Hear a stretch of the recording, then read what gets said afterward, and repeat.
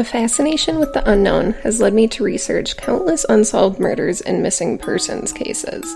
These victims are often forgotten in the hustle and bustle of everyday life. Nevertheless, they need their cases recognized in order to keep investigators working on it. These victims also deserve justice and peace in the afterlife. Here I will share them all with you, giving both the facts and the theories, every Wednesday at 3:30 a.m.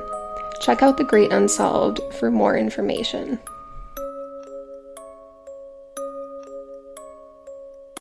The Oracl Network. The Oracl Network. Look deeper.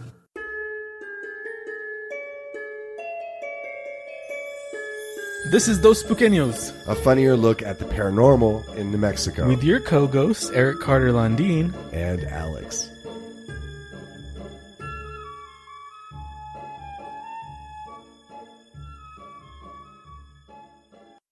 What's up, Alex? Hey, Rock. How you doing? I called good. you E-Rock again. How have you been? I've been okay, man. How you been? I've been good. Yeah, I've been good. I'm happy to be here today, but I'm also a little bit sad that the season is ending. This is it. I know. This is the big finale. Everyone's going to be very disappointed. That's what they're going to say at the end of this. Is they're going to be like, "That was it? That was it, really? That was the big finale? All that build up for nothing. All that for fucking that? Thanks, guys." Yeah. Well, you know what? I just want to send a huge thank you to all of our listeners and supporters. You guys have made this an amazing first season of Dos Pequeños, and I can speak for myself. I can't speak for Alex, but I've had the best fucking time producing the show, and I've learned a lot about New Mexico, which has been fun. It has been fun. I've really enjoyed this whole process and the writing and the research and the talking with you and all you guys and your support and feedback. And it's been a lot of fun. I'm excited for season 2 already. I'm already looking forward to it. Me too. And we couldn't do the show without you guys. So thank you so much. We are really, really pumped and ready to show you, or excited to show you season 2, but you're going to have to wait a little bit. But I can tell you that we are planning an extra special Halloween episode. More details will be coming out on that. It is officially Halloween season, in my opinion. As soon as September hits, it's like time to be spooky. It's time to like fucking watch some horror movies. And if it would cool the fuck down. That's what I do all year anyway, man. I saw a meme that said, freak people out by referring to fall as the harvest. And I think I want to do that. I'm so looking forward to the harvest. I mean, that's kind of fucking creepy. Well, I mean, yeah, I like that though. I'm going to start doing that. Happy harvest season, everyone. Happy harvest. You gotta say it like that though, just like, oh, happy harvest. Oh my god. All right, I'm ready to go. I'm ready to get into this shit. But before what are we doing today? Well, first we have to talk about some stuff. Don't forget Patreon, patreon.com/Dos Spookqueños. Follow us on social media at Dos Spookqueños on all the socials. And right now, run right now to our merch store because there's a massive. You don't have to run. It's online, right? No, run as fast as you can. You're gonna run. There's a massive sale right now. Everything is 35% off, and t-shirts are $13. So I needed to buy some new ones. Yeah, actually. Man. I didn't realize that my shirt would shrink so much. My son and I were watching Cobra Kai, and they keep doing all these 80s flashbacks, and then I had him watch the original Karate Kid with me, and there was that beach volleyball scene where those guys are in those tiny shorts. Yeah. And he's like, why did guys dress like that back then? I'm like, I have no idea. It was the thing. Yeah, it was the the 80s. I mean, there was so much of the 80s that there was was regretful, Fucking moose knuckle and fucking and fucking mullets everywhere. Moose knuckle and mullets. That sounds like a fucking crime fighting team. Or like a punk rock band. Have you heard come see my band play this weekend? Moose knuckle and mullets. Someone's going to make that a band now. I hope That's a someone shirt. does, and you can That's a have shirt. that. Yeah, moose knuckles and mullets. We get royalties though. 1%. 15. 15. That's good. All right. Anyway. Anyway, sorry. We just ramble, son. That was amazing. All right, Alex. So if you remember, in the beginning of our show, we had two pretty big hauntings that we covered in episode 2 and episode 3. So to me, it makes sense that we kind of go back to our roots and explore a couple of hauntings today. Are you down? Yeah, I'm totally down. We've done a lot of cryptids and stuff like that since. Yep. So this is a good idea. Time to shake it up. All right. Well, then I have a good one for you. And I'm happy to say that we're leaving the comforts of home on this one and heading north to Las Vegas. No, not that one. The other one. No, Alex, and not the one in Honduras. Quit looking at me like that. There's so many Las Vegases. And I'm not even talking about the one in Venezuela either. There's one in Venezuela? Yeah. Can I finish my fucking sentence? God. Jesus. Whoa. I am, of course, talking about Las Vegas, New Mexico. Go get a Snickers. What's that, listener from out of state or another country? You've never heard of Las Vegas, New Mexico? Well, it's a thing. I promise you. So let me tell you a little bit about this town. And I apologize to our New Mexican listeners because you're going to have to listen to this too. I mean, you could skip ahead, but I don't know that much about Las Vegas, New Mexico. I've only driven through there a few times, so I'm actually excited to hear all about this. Well, don't get too excited. I'm going to disappoint you. Las Vegas is in northern New Mexico, just east of Santa Fe on I-25. In fact, it's on the opposite side of the Sangre de Cristo Mountains. And those are the mountains that are in the east of Santa Fe. It's a cute town, has some beautiful scenery. Something that I learned in my research was that there used to be two separate towns that now make up the city of Las Vegas. And they were called West Las Vegas and Las Vegas. So, oh, wow. Super creative, right? Why were these two separate towns? Was it originally like the Hatfield McCoy situation or something? There was like I'm going to move across the street then. Yeah, I think they were kind of competing against each other a little bit. But now they're combined into a super mega extra Las Vegas. Just kidding. It's a small town. How many people live there? About 13,000 people. Oh, wow. That is small. Yeah. So it wasn't that exciting, but I had to make it exciting because... So the town was formed in the 1800s, and it was started because the government of Mexico gave land grants to some settlers to go and settle in New Mexico. And so Las Vegas was one of those areas that they picked. And just like most New Mexican towns, it was built around a central plaza, which still exists today. During the railroad age, Las Vegas became a boom town, and at one point was one of the largest cities in the Southwest. So, wow. So, yeah. Okay. That tells you something about the Southwest at that time period. And it even had an electric streetcar at the turn of the century. Ooh, you fancy. Like, we don't even have shit like that now in New Mexico. That's hilarious. All we have now is a shitty art bus. we have nothing will kill you.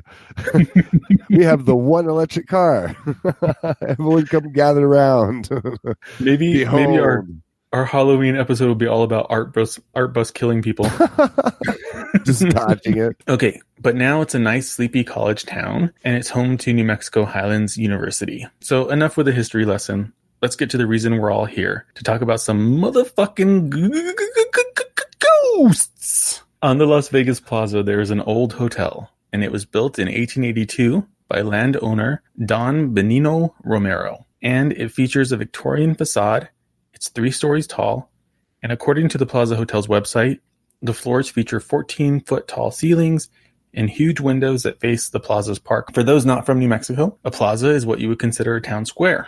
What's a town square? It's like the person who's really lame in town and doesn't do anything because they're square.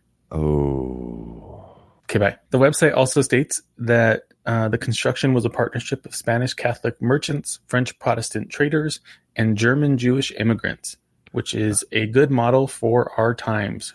End quote. Construction cost $25,000, which in today's dollars would be over $635,000. The facade of the building features ornate details such as gaudy scrolls and decorative woodwork. When it opened, the hotel had 37 rooms, as well as a saloon and a dining hall. It was one of the largest and most beautiful hotels in the country, and it was even known as the Belle of the Southwest. In your face, other hotels. Other places. We're the Belle. I'm the bow. I'm the bow. You batch. The building next to the Plaza Hotel was also constructed at the same time by a businessman named Charles Ilfeld. He named the building Ilfeld's Department Store, and it became the largest department store in the Southwest. The hotel is famous and has been used in many film and television productions, including, recently, No Country for Old Men. Oh, really? I like that movie. And pretty much like any Western movie from like the 80s was filmed in that hotel. Yeah, actually, a bunch of that movie was filmed in New Mexico, huh? If not all of it, or whatever. Yeah.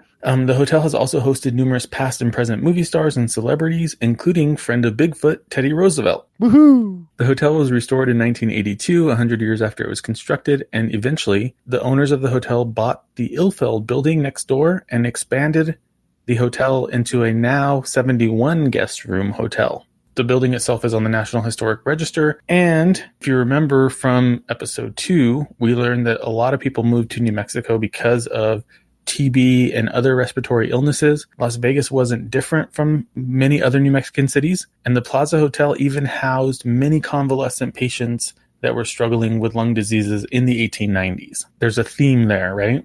Yeah.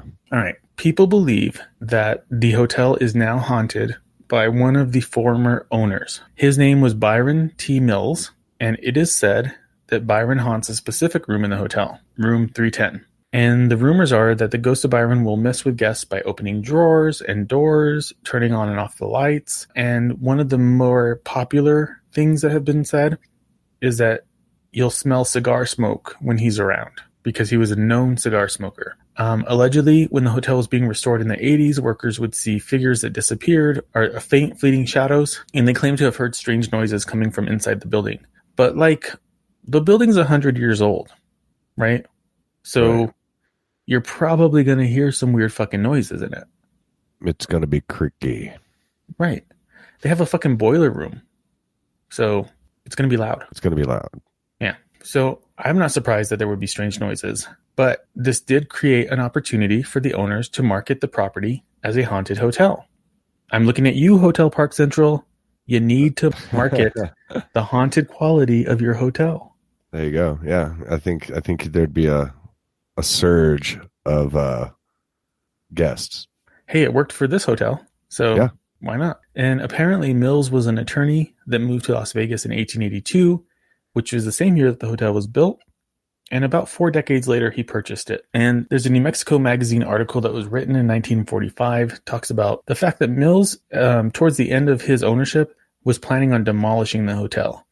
And at one point, he started removing all the furnishings and getting everything out of it because he was going to tear it down. But for some reason, he didn't. Nobody knows why. So the rumor is that he haunts the hotel because he feels guilty for wanting to tear it down. Others believe that he loved it so much he couldn't part with it. And that's what I probably would think if he wasn't going to haunt it. I don't think he'd be, damn it, why didn't I tear this place down? Well, no, it's not why didn't I? It's more of a guilt for thinking wanting to. Wanting to. Yeah. So I don't know, but apparently his office was in what is now room 310, and that's why it's believed that he haunts that particular room. In a Santa Fe, New Mexican article about the hotel, the author writes about an encounter that a young girl with Down syndrome had in the lobby. So I guess what happened was the front desk agent noticed this little girl playing with somebody who wasn't there. And so she went to go talk to the family and see what was going on. And the girl said, I'm playing with him, and like points off in the distance, and there's like nobody there. And so the front desk agent's like, oh, okay. What does he look like? And she's like, well, he's tall. And for some reason they decided to take a photo. And in the photo, there's some kind of ghostly thing standing next to the girl. And apparently they keep that photo at the front desk of the hotel. I want to see this photo.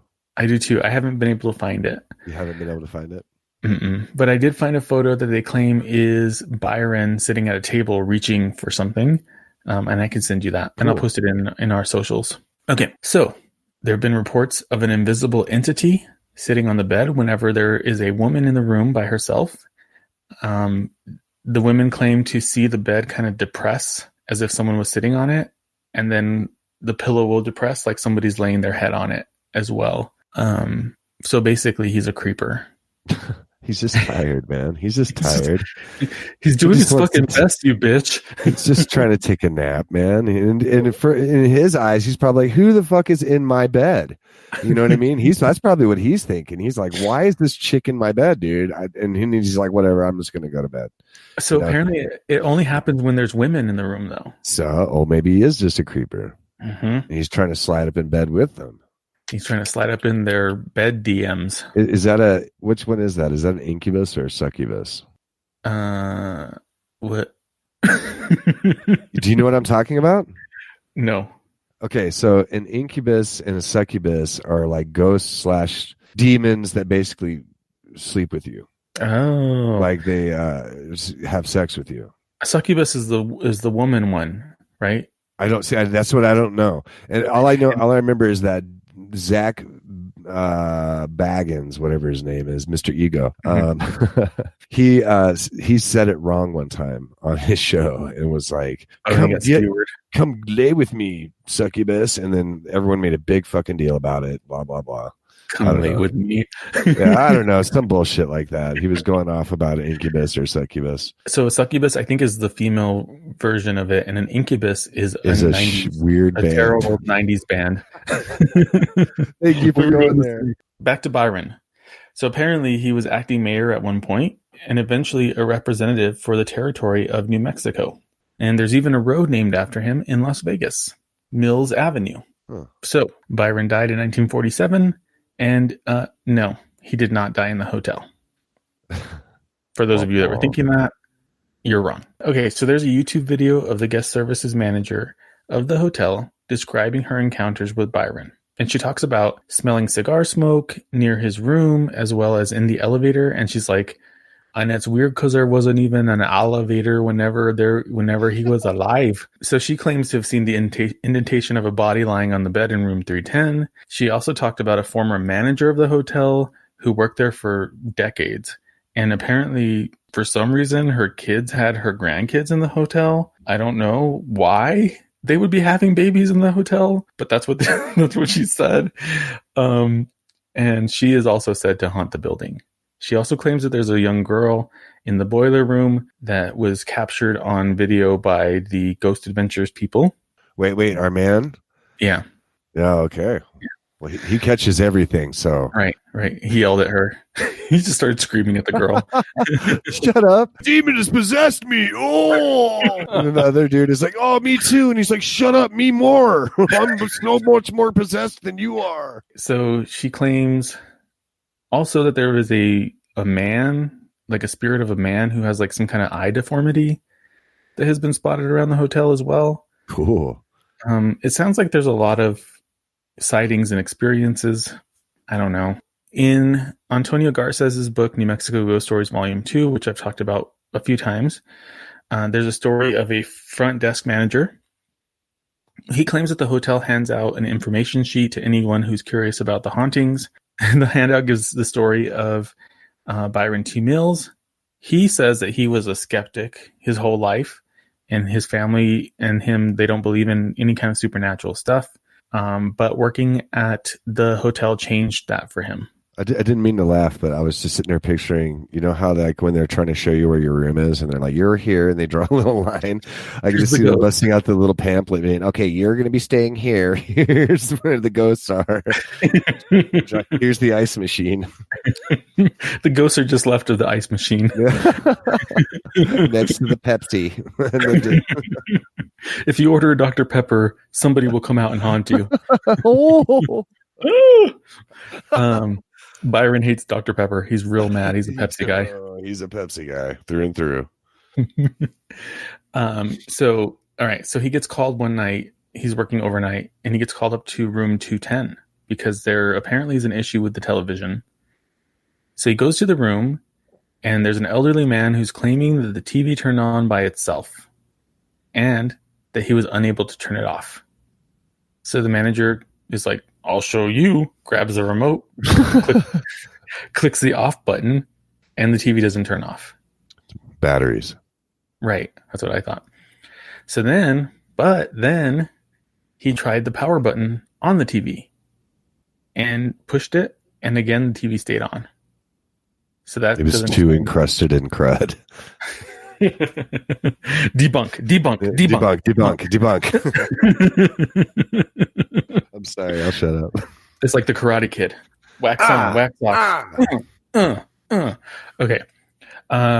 So he said, okay, fuck it. I'm going to move this fucking thing and unplug it. Well, it's in a heavy solid wood armoire that he was like, it was really hard for me to move by myself. It was a 2-man job, but he was able to gently push it enough to get the power cord unplugged. He unplugs it, he plugs it back in, and then he goes to move the armoire, expecting it to be really heavy again. And he said it just moves real easily for him the second time, right? And the guest noticed that and said something about it. It's like the pickle jar thing, you know? Then I guess the TV stayed off the rest of the night. So I don't know. I mean, it's hard to say that that's paranormal, though, right? You know what I mean? Like, I just, as a ghost, like, they're like, I'm going to fuck with this guy's TV. Oh, he can't turn it off. I'm going to get him. Caroline, don't go towards the light, Caroline. I mean, but maybe it is paranormal. I guess it's not normal. We've all seen Poltergeist. We know what happens when the TV turns on by itself. That's not a good thing. No, don't fuck with that shit, man. Don't go talk to him. All right, so then he claims that at one point his grandmother died, and his uncle came up from Albuquerque to stay in the hotel because they were all there for the funeral. He sensed, quote unquote, sensed that his uncle didn't want to be alone, so he got a double room and they stayed in the same room together, even though he lived there and worked at the hotel. He woke up in the middle of the night to the feeling that someone was watching him. He opened his eyes and there was a dark shadow figure looming over his bed. He turned on the light, freaked out, and then the shadow figure disappeared. Hat Man. Right. Dark, playing tricks with your eyes. Right. It could have been the Hat Man. It could have been sleep paralysis. That sounds very similar, doesn't it, to the Mr. Hat Man? Yep. Mr. Sombrero. Was it a sombrero? Yeah, he's a mariachi. So this manager also claims that guests have reported lights turning on and off on their own, their property being moved from, like, not just in the room, but like into a completely different room. Like, I thought I put my hat here, but now it's in the bathroom. But now it's in someone else's room. No, like it's in someone else's room entirely. Maybe there's a thief or something, right? Klepto ghost. Klepto ghost. I'm going to take y'all socks and put them in here. Yeah, bitch. I'm a mildly inconvenience you. Now what? Where's your toothpaste? I mean, how much do you really take in to the hotels? You know what I mean? Where's my comb? I have an extra comb over here for some reason. Is this anyone's comb? Neighbor comes out of the room. You fucking thief. Okay, so the hotel has been on several famous paranormal ghost hunting shows and has been investigated by many teams of paranormal investigators. Whether they found anything that proves that ghosts exist or that the hotel is haunted is unclear. But there does seem to be a lot of chatter online and even in books about the history of this building. So I think we need to go there. Number one. Right? I agree. You know, and here's the thing. I really want to go and get my ass scared by a ghost. I really do, just so everyone can be like, ha, Alex, Mr. Oh, none of that's real. You know what I mean? I want to. Yeah. I'm into it. Let's go. And the saloon is named after Byron Mills. And a lot of the interior, when they restored it, they kind of brought it back to its original state. So I couldn't find any firsthand accounts on Reddit or really anywhere else, but there's a bunch of YouTube videos of people filming their visits to the hotel. And the Southwest Ghost Hunters Association visited the hotel, and they claim to have debunked the entire thing. They claim that the incidents people are describing... Wait, Ghost Hunters? Ghost Hunters said they debunked everything? Southwest Ghost Hunters Association. Really? Mm-hmm. Tell me more. Well, they're claiming that the paranormal kind of myth of this place started when two women allegedly experienced something, but those experiences are completely explainable. They didn't give any information as to what they explained it as, but they said that it got blown out of proportion through like the rumor mill, and that these reports were made worse by the paranormal shows that came in and filmed the hotel. Because then all of a sudden everybody started having experiences, and everybody, you know, oh, I saw this, I saw that, I smelled cigar smoke, whatever. And that is the Las Vegas Plaza Hotel haunting. The end. Damn it. What? Damn it. Well, I'm just sad that it just sounds like it's not really a thing, man. Yeah. Like, it sounds like it's got the history, but it just sounds like it could be just a bunch of fabricated or embellished. A bunch of malarkey. Yeah. That sucks. I'm not surprised, honestly, because that seems to be the case with everything we've looked at so far. It's like par of the course, right? It's just, yeah. I still want to go. I still want to check it out. Well, I do too. And we're going to take a quick break. I'm curious to see how many similarities we find in these stories. You ready for some more spooky, Eric? I am. So we're going to play Spot the Difference. We're going to play Spot the Difference, and let's just dive right down into it. What do you know about Santa Fe? Well, what do you know about hauntings in Santa Fe? I know it's pretty fucking haunted. Allegedly. I want to talk to you about one of the most famous haunted locations I've heard of in Santa Fe, the La Posada Hotel. Fuck yeah, dude. I already spotted a similarity. What? It's a hotel. It's a hotel. Have you ever stayed there? I have not. Have you? Nope, I haven't stayed there as of yet, but this is definitely on one of my bucket list spots for, paranormal stuff. So, sweet. Yeah. For those that may not know, Santa Fe is New Mexico's capital and is actually one of the oldest capitals in the country. Santa Fe has a long history of violence and activities that would lead one to believe that it should be up there in the list of America's most haunted cities. Mm-hmm. And it's old as fuck, right? One of the oldest cities in the country, I think. So, La Posada is located in the heart of Santa Fe on 6 acres of land in the center. In the center of La Posada, there is a house. Just like a random house? Yep. And it's called the Staub House. The Staub? Staab. Staub. I'm a stab you. I think it's a German name. So no, not because you'll get stabbed there, Yeah. I guess it's a possibility. I like how I got real disappointed by that. Oh, damn it. I want to get stabbed there.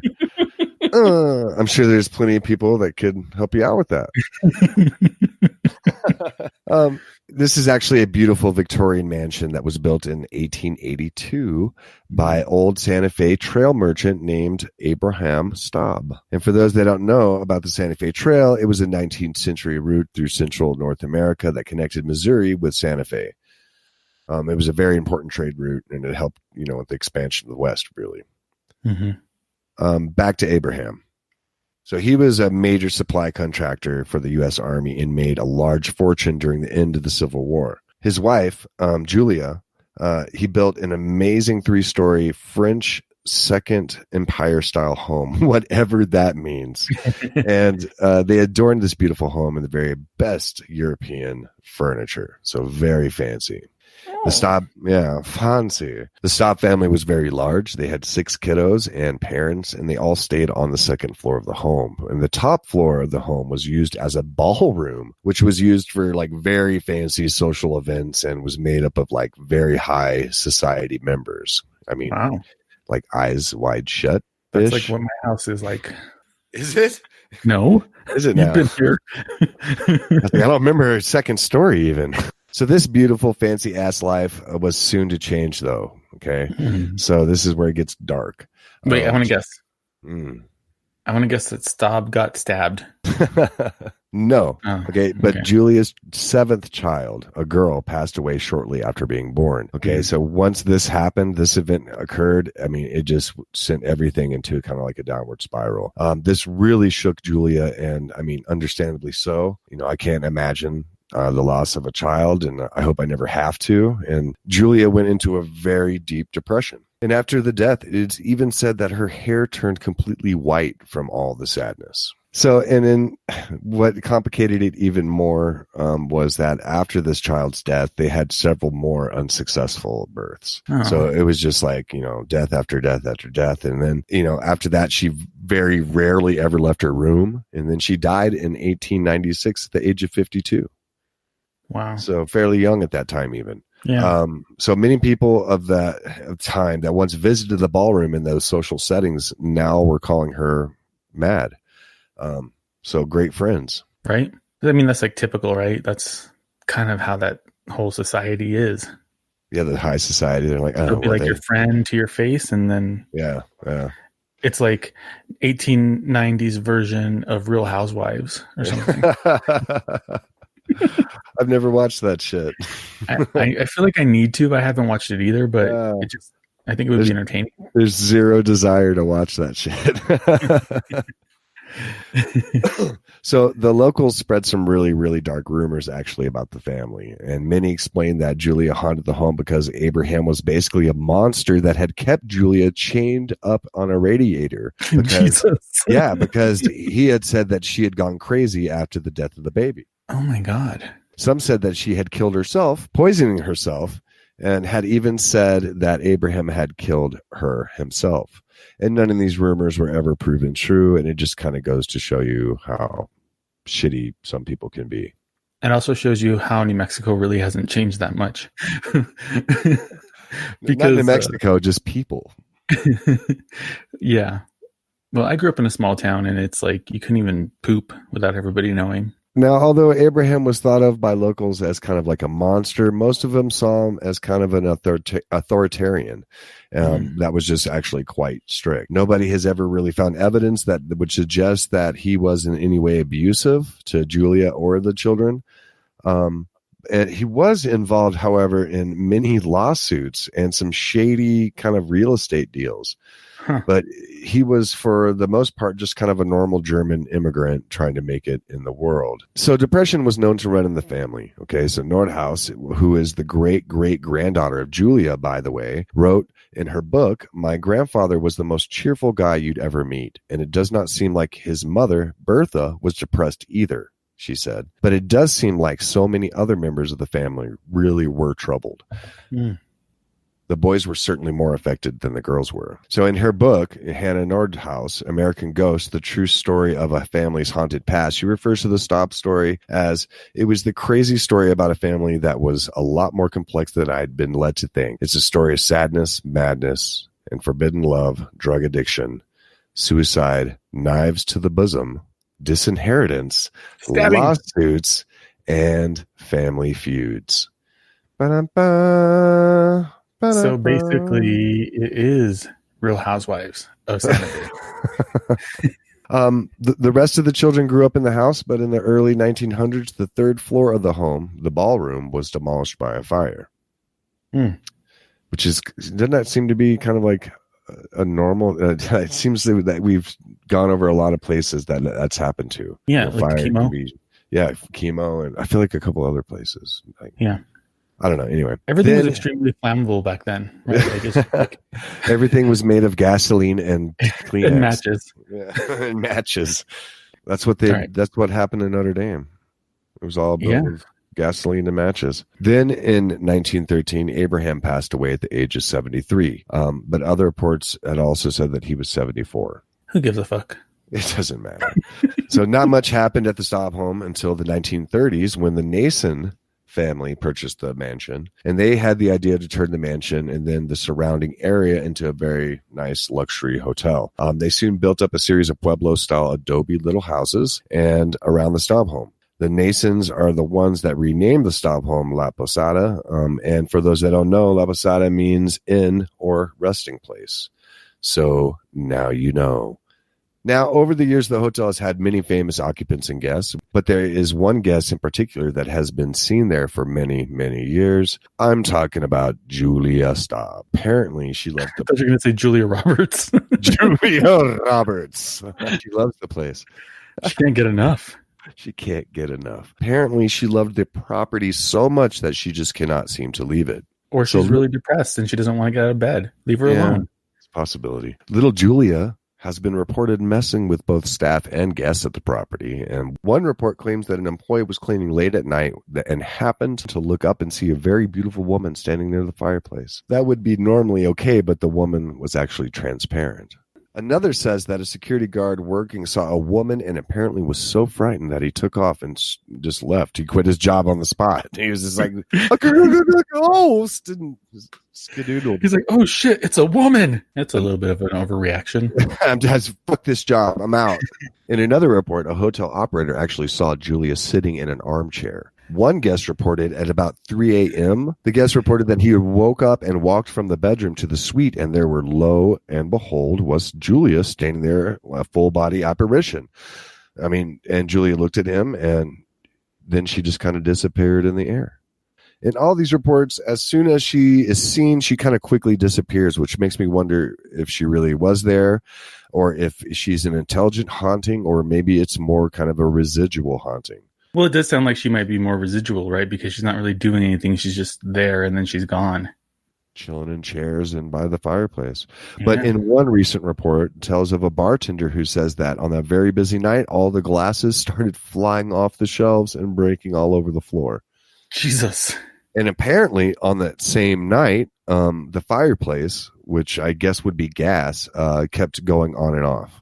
And I don't know if that's necessarily like a ghost per se, but it's strange. Maybe they forgot to pay the gas bill. Yeah. So back to Hannah Nordhaus, who had many psychics and mediums actually try to come to her and try to contact her great-great-grandmother, Julia.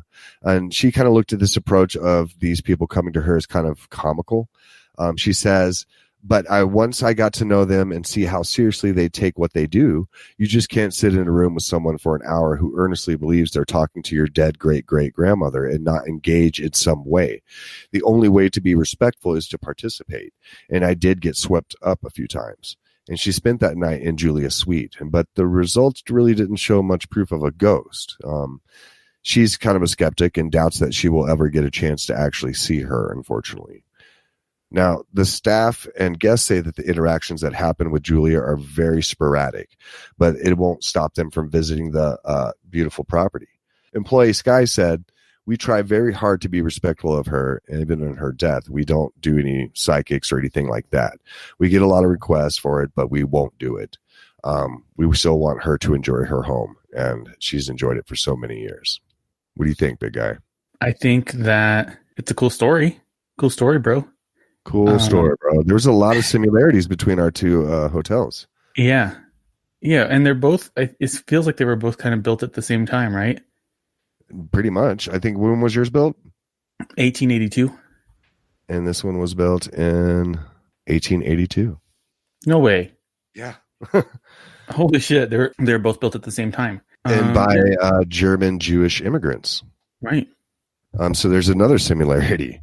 And they're both haunted by the original people, by the original owners, and they kind of both seem like they might be a little bit more residual than anything else.